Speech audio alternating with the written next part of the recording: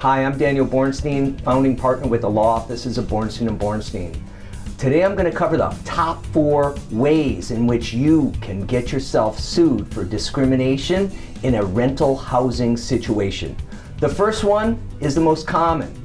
You offer your premises for rent and you list that there's a no pet policy because your building has no pets.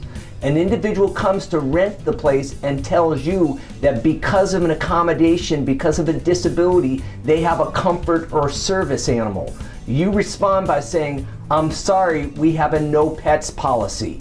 You're going to be sued for discrimination.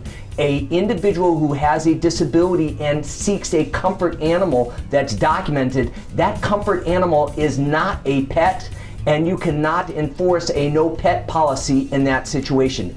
Be careful. Second, family discrimination. You're not entitled to discriminate against a group because of the size of their family. So if you lease a premises or offer a premises for rent on Craigslist at $1,000 a month, and you see a family of 4 come to your premises and you say to them, "I'm sorry, because of the size of your family, I'm going to have to charge you $1,250 a month," despite your ad that the rent is $1,000 a month, you've got a discrimination claim.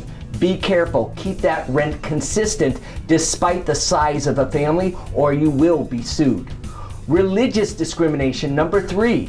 If you make an offhand comment when seeing an individual who is obviously from a different religious group than you are typically comfortable with, you've got yourself a discrimination claim. If you make a comment, for instance, saying, "I'm not sure you'll be comfortable in this community because of its God-fearing ways," you've got yourself a failure.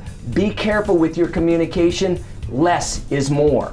Number 4, racial discrimination. You are not permitted to engage in a selection of a tenant based upon their racial profile. If you have 2 tenants who have the same credit report, who have the same rental history, and who also have the same quality professional references, if you make a decision to offer rent to one group as opposed to another simply because of their racial status, you've got a discrimination claim.